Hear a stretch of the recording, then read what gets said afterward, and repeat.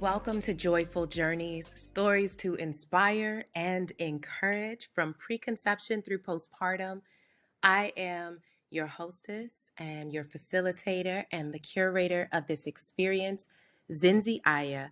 I welcome you with my whole heart, and there's no reason to pause, right? Let's get into it. As I said, my name is Zindzi Aya. I am a writer, a storyteller, and a student of traditional midwifery.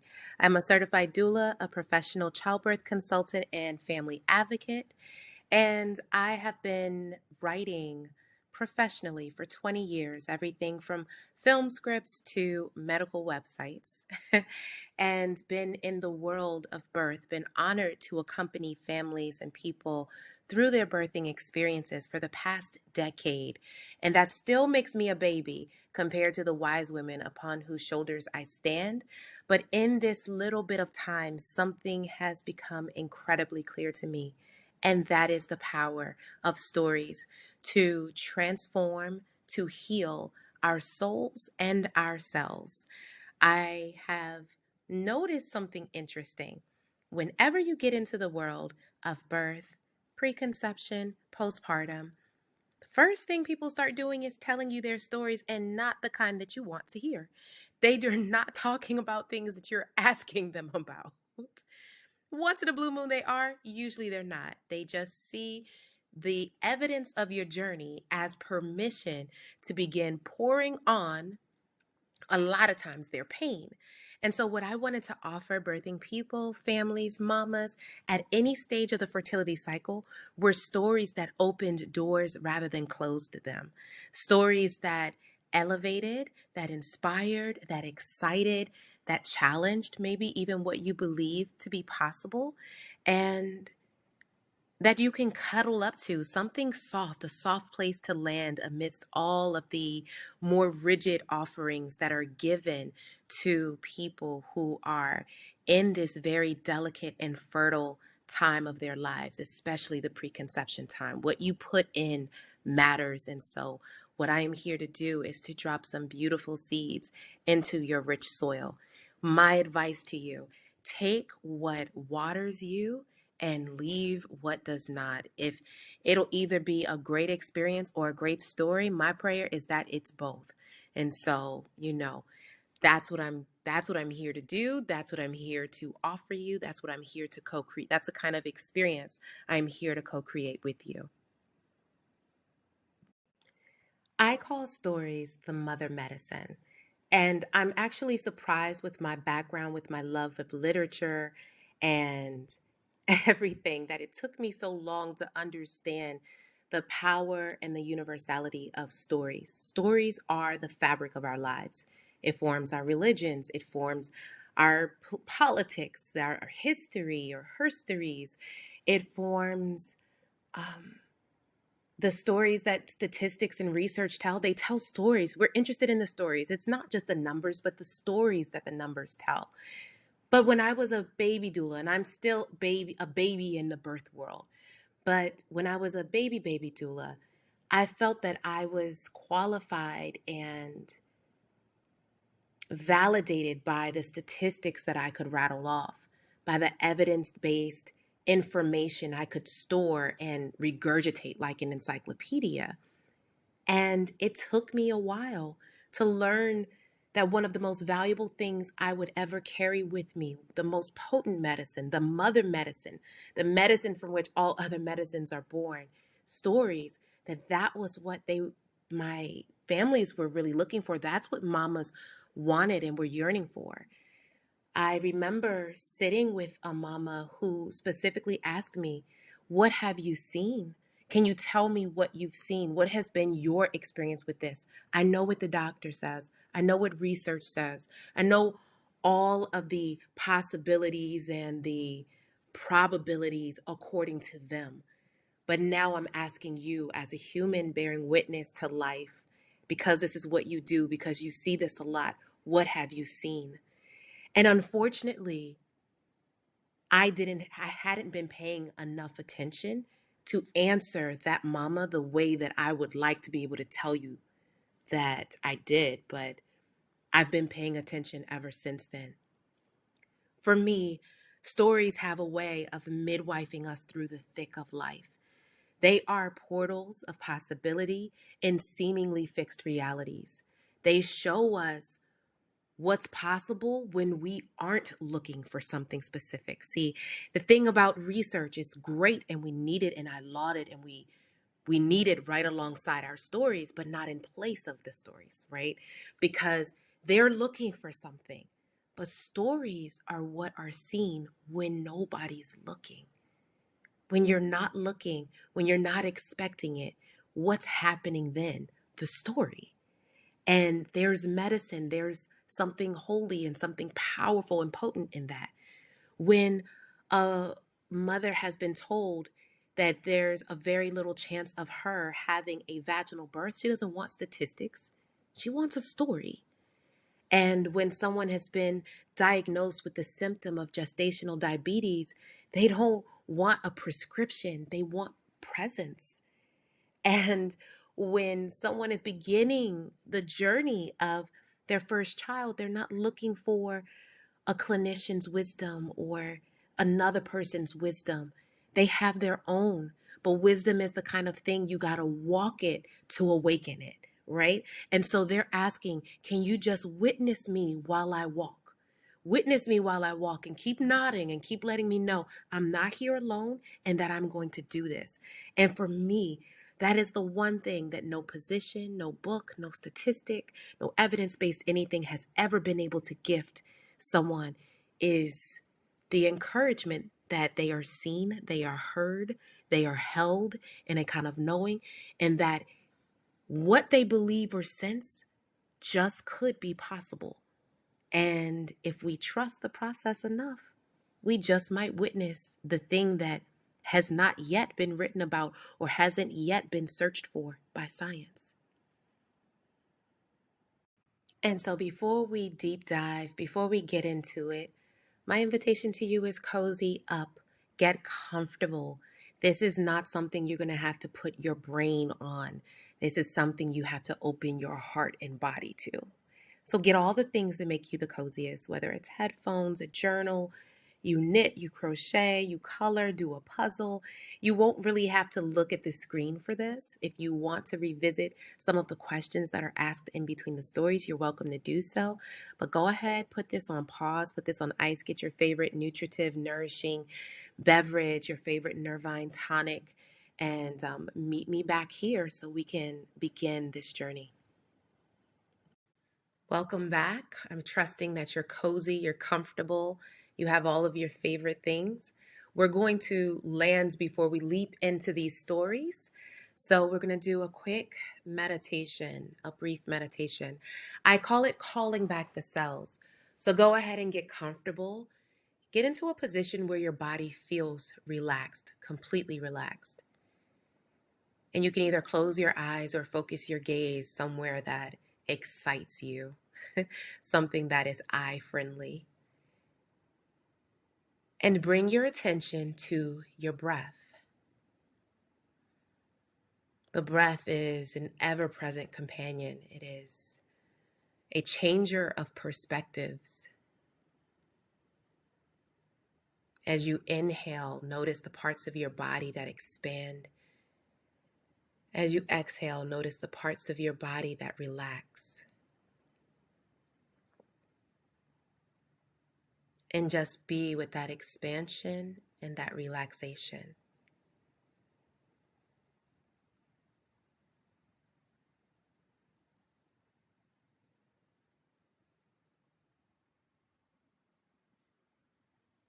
On the inhale, imagine light coming in through your toes and into your feet. And on the next exhale, imagine warmth flooding your toes and feet as if they were under a heat lamp or under direct sunlight. As you inhale, bring light into your ankles, into the joints of your ankles. And as you exhale, imagine your ankles warming up.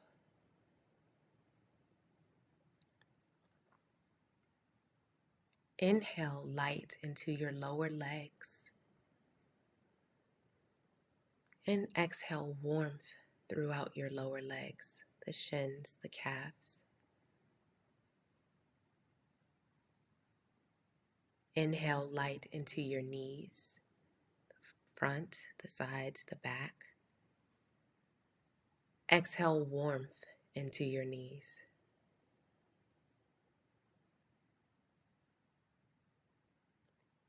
Inhale light into your thighs. Exhale warmth throughout your thighs. And on your next inhale, inhale light from your toes up through your thighs. And exhale warmth throughout your toes, your feet, and your legs.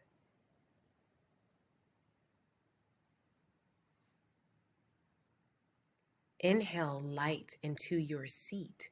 That includes your hips, your bum, your sacred. And exhale warmth into that area. Once again, inhale light into the seat of your body. And exhale warmth throughout the same.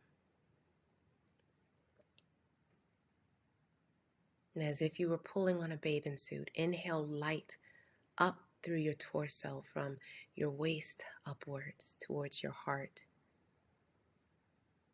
And exhale warmth throughout your torso.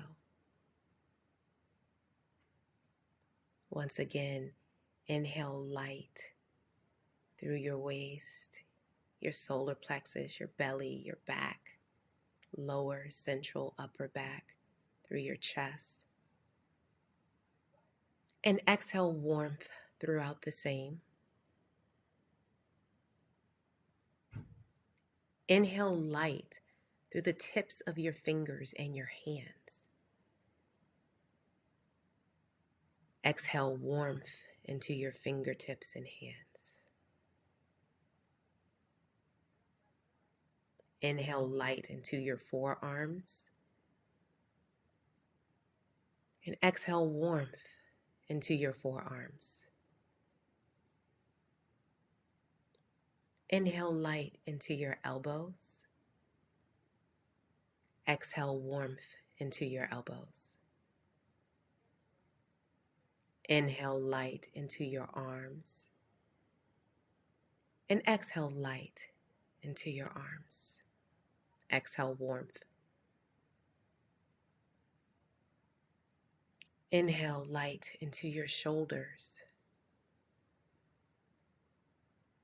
Exhale and feel the warmth throughout your shoulders. And now inhale light from the seat of your body through your arms and your torso. Imagine your upper body being filled with light.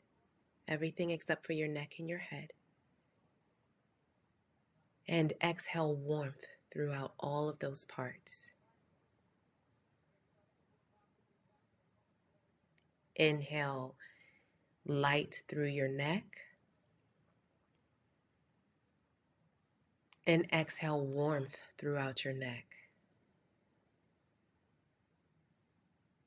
Inhale light into your head. Exhale warmth throughout your head.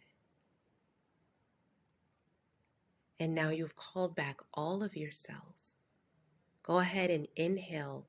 Envision your entire body being lit up. And exhale. Imagine your entire body being warm. Take a few more breaths on your own time.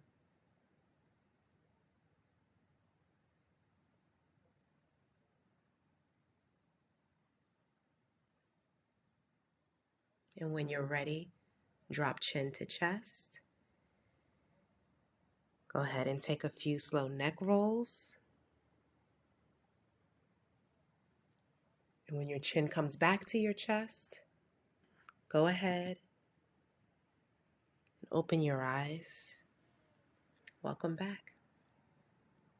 So, as you return back to yourself, I would like to ask a few opening questions, and these aren't for you to write or anything, but just to let sit with you. What is the first word that comes to mind when you hear the word preconception? What sensation or feeling does that word evoke in your body? Is it a light feeling, butterflies, heavy, nothing at all? What story or stories do you associate with preconception or with the word you associate to preconception? For me, preconception equals potential, infinite potential. It's a sea of possibility. Anything becomes possible, including something being impossible. Anything is possible in the preconception period. It's just raw potentiality. When I think of it, it reminds me of waves of an ocean. There's so much beauty to what can be seen, but there's just so much more mystery.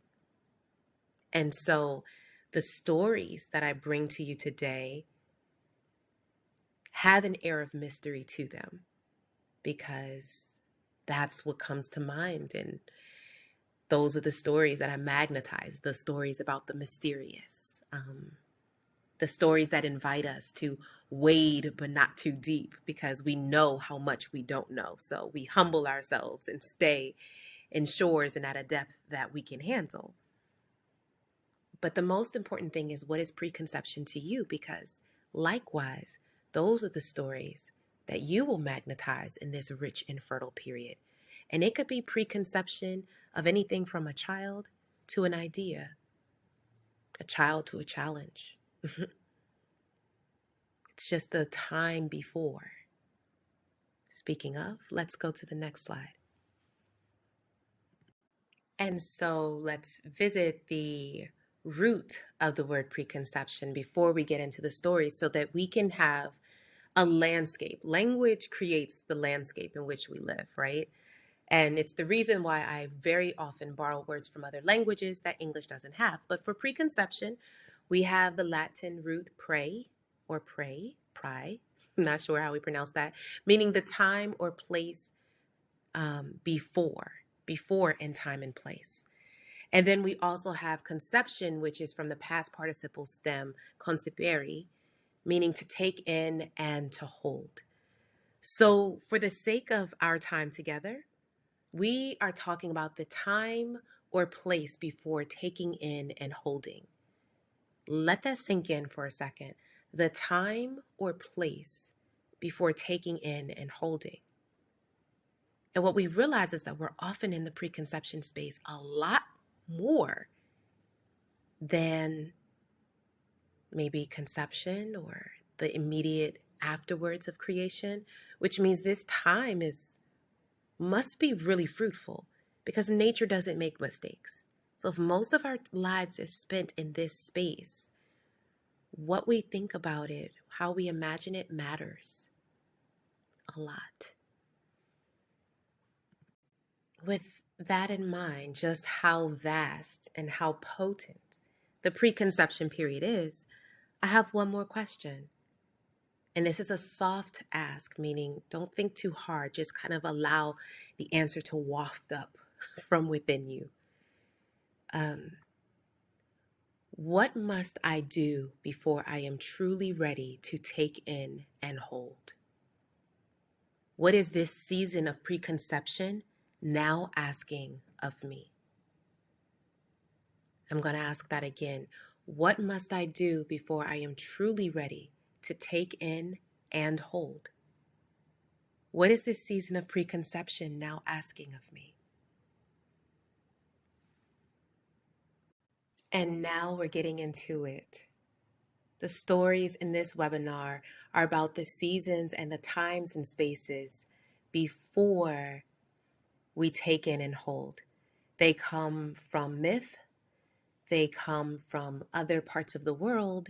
They come from my teacher. They come from my personal experience. They come from the earth, because everything in life can teach us about life, right? So the stories in the order are A Birthday Song, The Moon's Miracle, Counting the Cost, and Expecting the Unexpected. In between each of these stories, you can expect reflective questions with which you can engage, but it's not a mandate. You can just luxuriate and enjoy the story as well. Just hear a good story. There's never a bad thing. So, without further ado, sit back, luxuriate, and enjoy. Somewhere in a place very far away, a certain ritual has been ascribed to a tribe of people, a group of people. I'm not sure if this tradition is true, but it does bear enough gems to warrant it worthy of being repeated. Here in the West, we have birthday songs. And those songs are sung on the day that we made our emergence into the land of the living, Earthside. We all have the same song. Happy birthday to you. And if you come from a jazzier, more soulful background as I do, you might get a remix. You know, the Stevie Wonder version, like Happy Birthday to ya. You might get some snazzy, some jazz in it. But in this place, far away, where time is more liquid and fluid, things go a little bit differently. In fact, the only person that really knows how old you are is your mother. And that's because your birthday begins with the day that she imagined you. The day she imagined you, you are. In that moment, you are. How's that for manifestation? When she is ready to bring you forth, before she tells a soul, she goes away from her people, away from the village, not too far, but she creates distance and space. She sits by a tree and she waits to hear your song. This is her way of asking the universe or the powers that be, the God of her understanding, seeing if she can be a vessel for this life that she's imagined, that she's dreaming into to be. And she sits there and she stays there until she hears the song. And she sits there and she stays there until she hums the song. She hears it, she hums it, she holds it. She hears it, she hums it, she holds it. And she does that until the song she knows that song like the back of her own hand. And you are born with the arrival of your song. Once she receives the song, she's excited. She's lit. It's happening, right? Because this is the yes.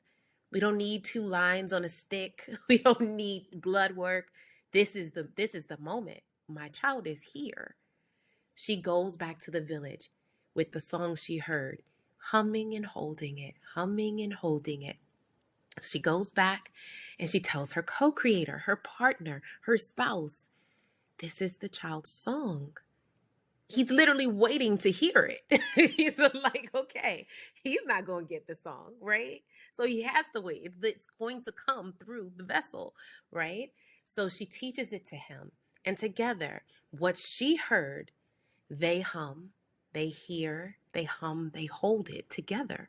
So now the both of them are on one accord with the rhythm of this new soul that's coming through her.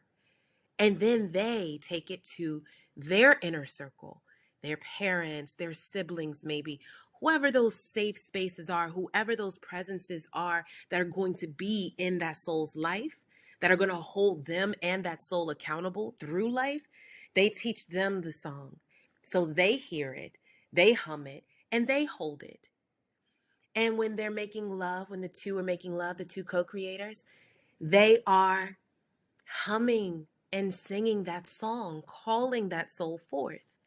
And once they finally are with that seed, then they teach it to their caregivers. The midwife knows, and her assistant knows, and anyone who assists the midwife knows. And if they're diviners, they're going to know, and everyone's going to know, right? You get it, right? So they're singing the song, not just when they come visit for a checkup, but when the birth is actually happening. And that is your birthday song, for that is the song that heralded your arrival, your soul's agreement to say yes to coming in, to incarnating in human form. No one knows your destiny, but those that love you, even before you actually materially are, they will know your song. As you can see, the sun is starting to set. I was trying to soak in all this natural light, but okay. Anyways, so here are the questions that I offer to you in your sacred preconception time. What song must you learn before you are ready to take in and hold? What in this season, before you can take in and hold, what song must you learn? Is it the song of surrender, a song of truth, a song of harmony, a song of beauty, of play, of appreciation, of friendship, of community, of stillness? And this is not a question you can probably think the answer through. It has to kind of just arrive or come up, like you'll know it when you hear it. It's probably the thing you resist the most. Where must you go, or what must you do to hear it more clearly?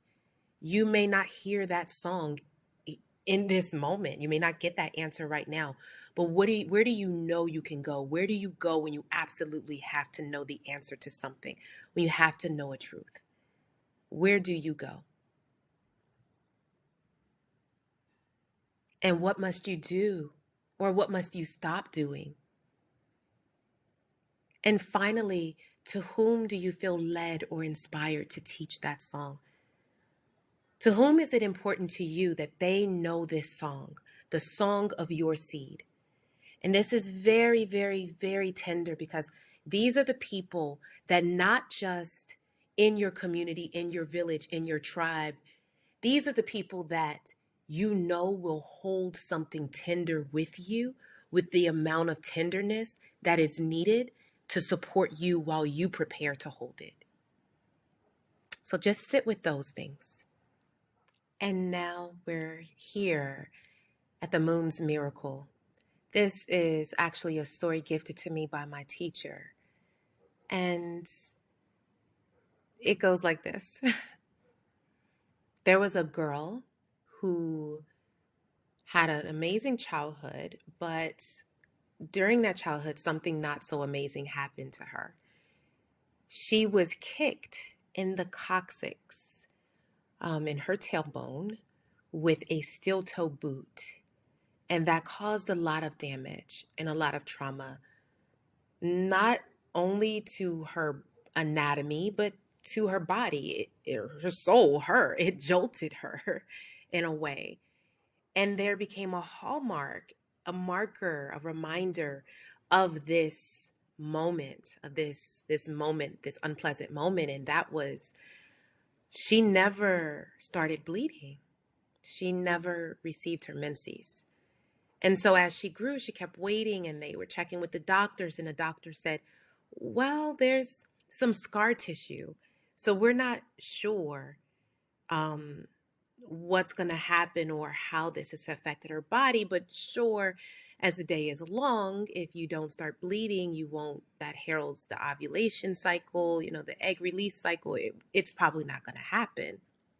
And so, she made peace with that. Like, hey, I made it through life this far, and I haven't had children before yet. It's just, it is what it is. We accept these things.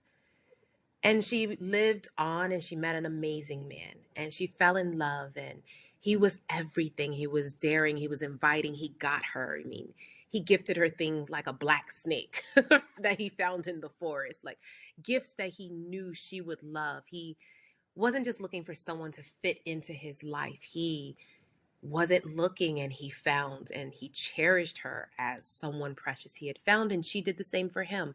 So when it came time for them to marry, she had to tell him something, and that was, if you want children, you're never going to have that with me because I can't have children. And she told him the story of this unpleasant happening in her youth.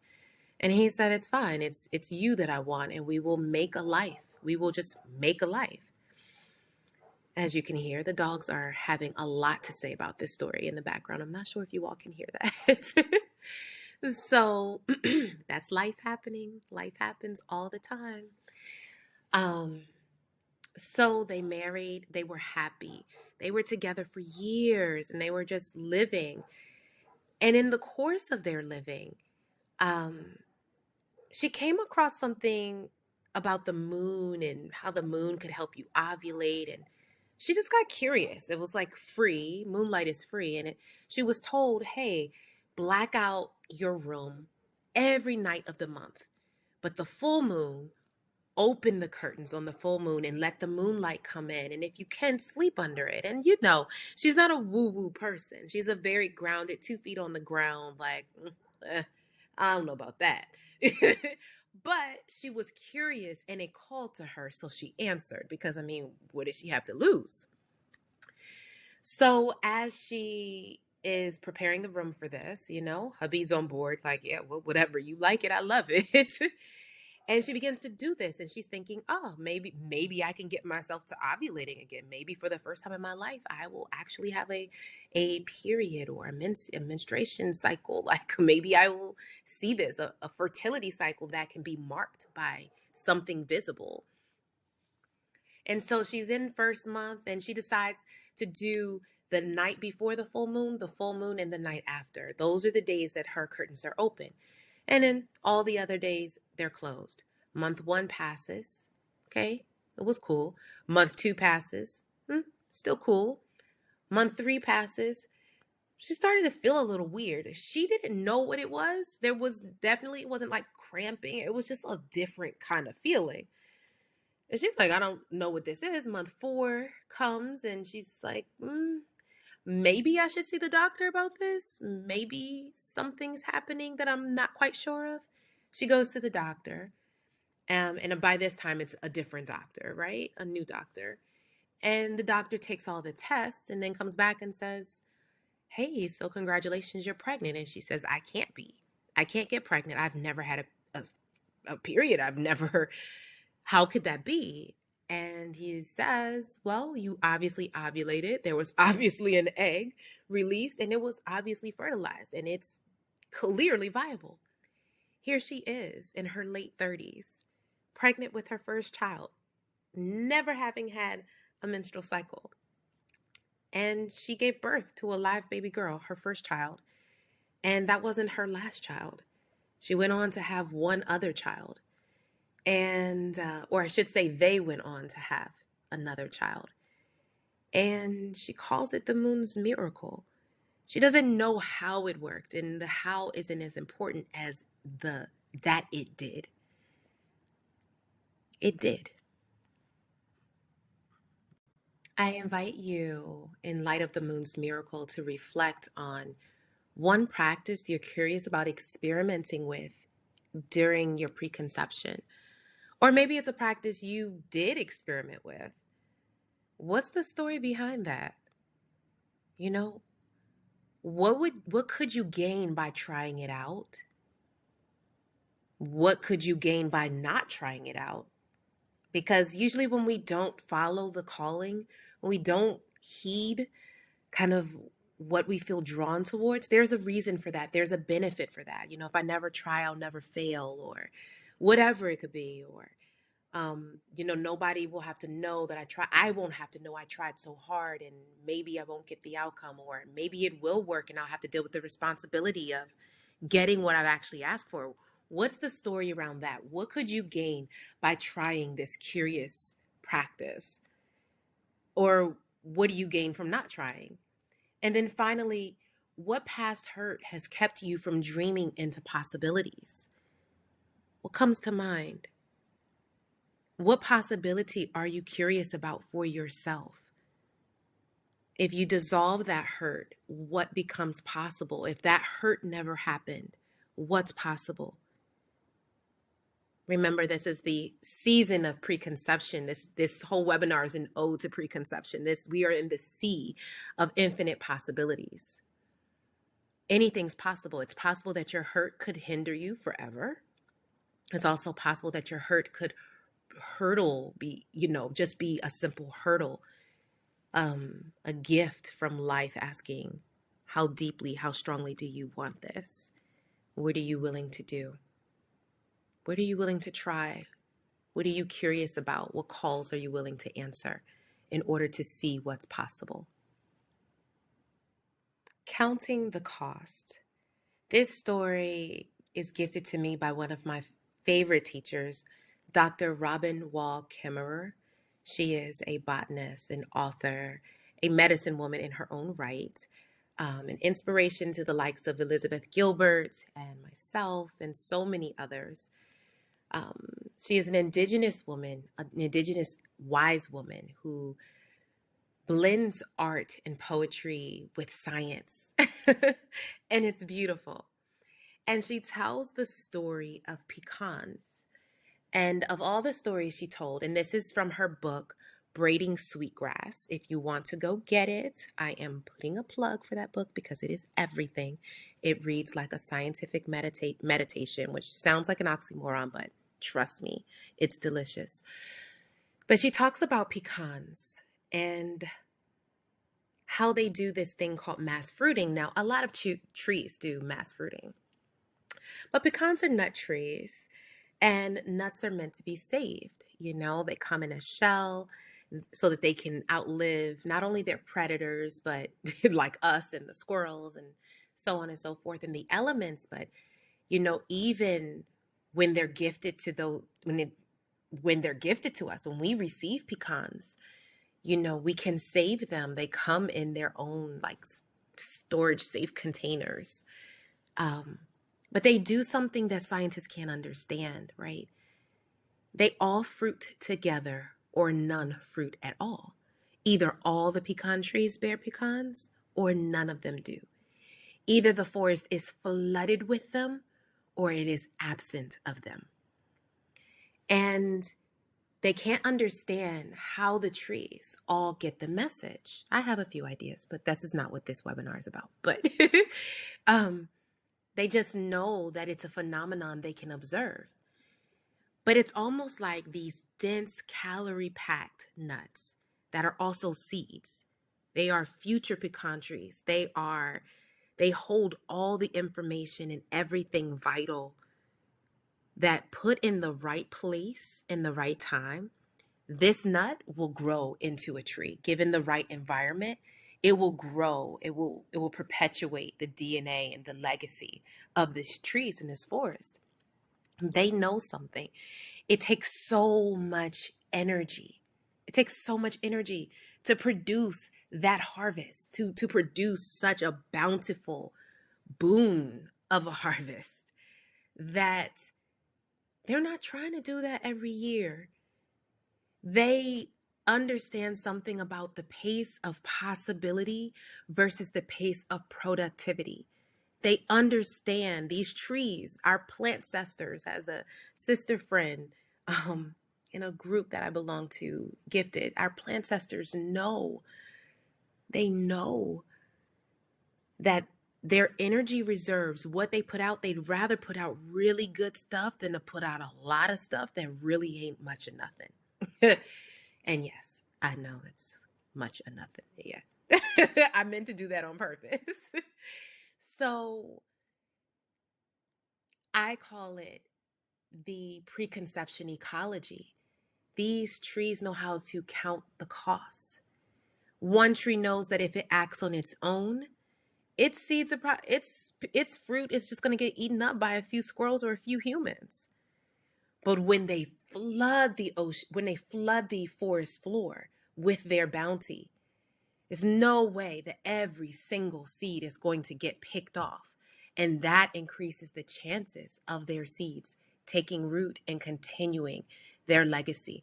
There is a preconception ecology. There is a knowing, a primal preconception ecology, a knowing of what it takes to fruit, and a knowing of what it takes to create. The cost of creation for them is rest, it's community, it's communication.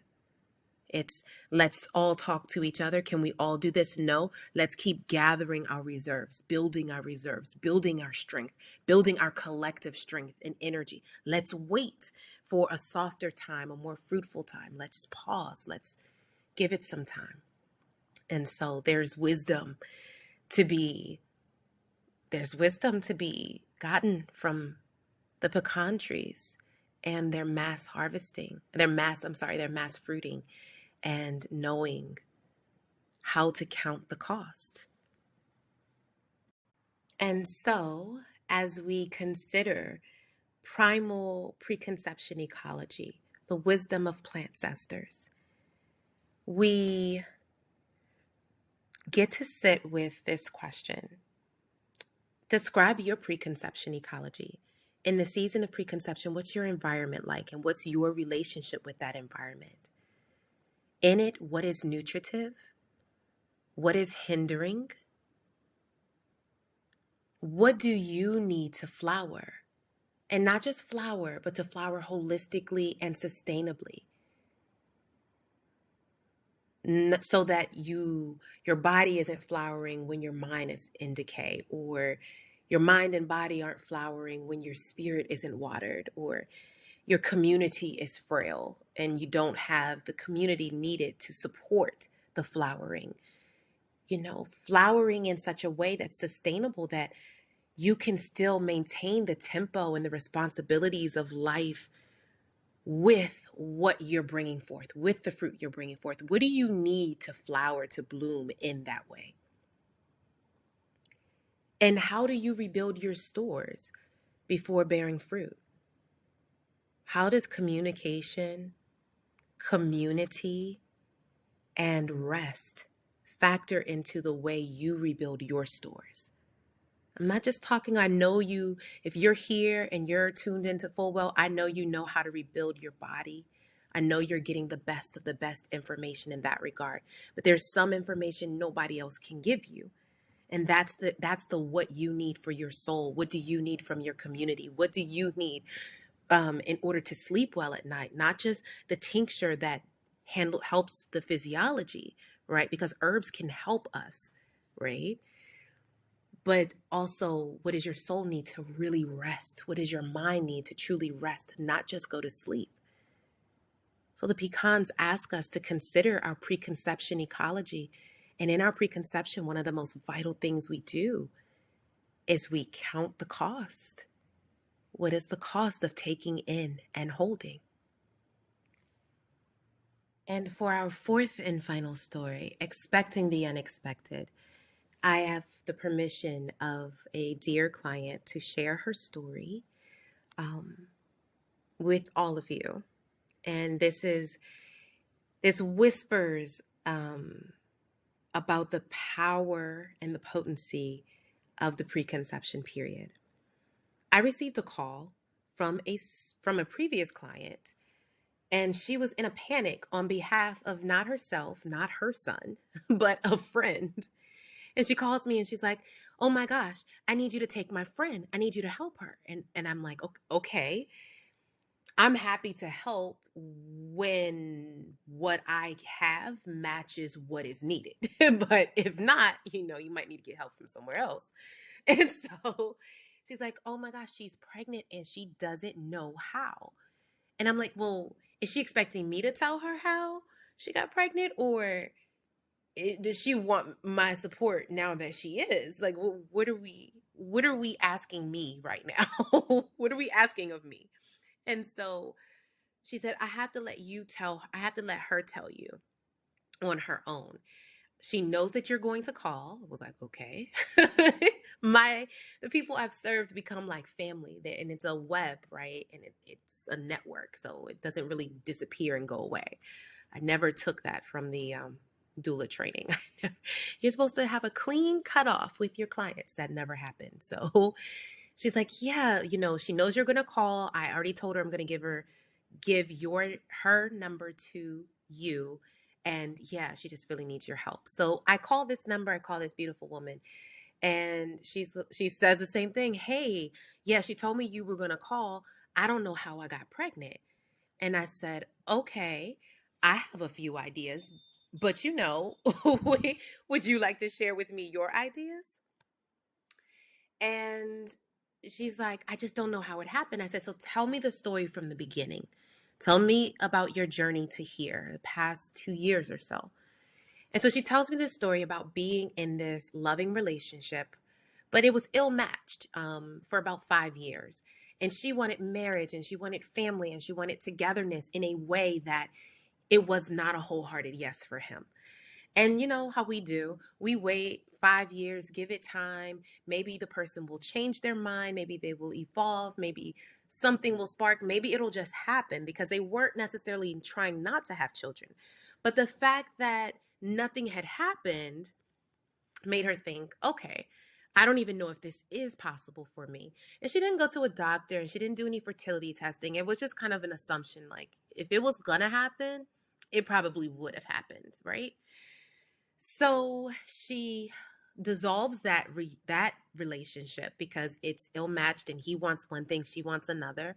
That's bittersweet. She's nursing her heart and she does what every courageous woman does when she's nursing her heart and out of a relationship. Not sit and meditate. She has a hot girl summer. She goes out and enjoys herself. She goes out and does things that make her feel beautiful and lovely and fun and remind her of who she is, who she was before this relationship. She does that on a cruise where she meets a cool guy and they have a cool time and they exchange numbers and they're like, yeah, maybe we'll link up again because we're actually from the same place. What are the chances? We both live in the same vicinity. But, she wasn't really planning to. She comes home, she's a school teacher, she has a lot on her plate. And as time passes, she realizes something's missing, and that is her monthly sacred bleeding time. Like, where did it go? And she goes to the doctor. She goes to CVS or something first, and then she goes to the doctor to verify, and she is very much pregnant. All the possibilities have been fulfilled. And she's freaking out because she wasn't expecting the unexpected. She was expecting this to happen when she was in the relationship where she was ready and this was her focus and this was her plan. But all of that time, so she kept saying, I was drinking so much and I was partying so much and oh my goodness, what's going to happen to this baby? And I don't know if I'm ready. And I'm like, well, nature already made that decision. You are with child. Nature has deemed you ready. This is it. When the student is ready, the teacher appears, and a lot of times in ways that we least expect. And so I said yes to accompany her and her partner on her journey because when she told the young man, he also did something unexpected. He said, I want to be a part of this journey with you, however you will allow me to be. And that was probably about 5 or 6 years ago. They are still together. They are still creating family. They are still living and thriving. And everything that she tried so hard to make happen in this one space, as soon as she let it all go and just had some fun and just stopped thinking so hard about it and trying so hard to make it happen, it happened. And there are too many times I've heard this story in other words and in other ways for there not to be something to surrender. Something about surrender in preconception that opens the way for miracles and possibilities to come forth and to come into fruition. And that's it. We've officially reached the conclusion of our time together, our storytelling, sharing, listening time. And in this conclusion, I offer you, like, how has your concept of preconception evolved in this webinar, in this time together? What new possibilities or curiosities did these stories awaken within you? What now feels possible, probable? What now just piques your curiosity? Do you want to try? And if you just had a good time riding it out with us, then that's beautiful enough. That is enough. That is enough for me. I am grateful for your time, your presence, your attention, your energy. Those are irreplaceable currencies of which, they're metered, and so I appreciate them deeply. But just sit with where you are from the beginning of this webinar with what you said you thought about preconception. What do you think about preconception now? What is this a period of for you now? What could it be a period of? And what questions do you still have? What questions did these stories awaken for you? Because the questions I asked may not have been anywhere near the questions that came to your mind, and your questions matter most for you. And so now we come to our closing meditation, just to seal everything up.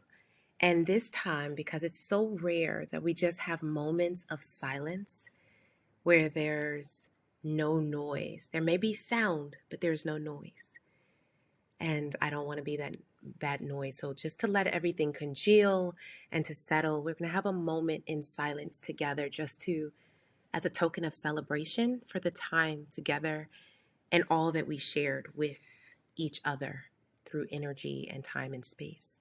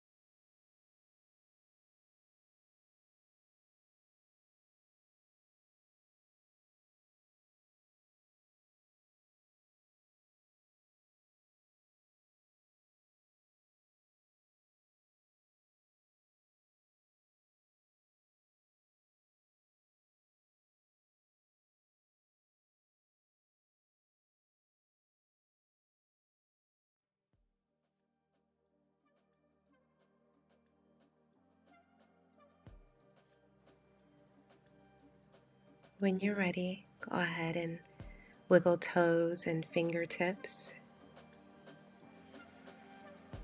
Feel your body, your seat on whatever you're sitting or lying on.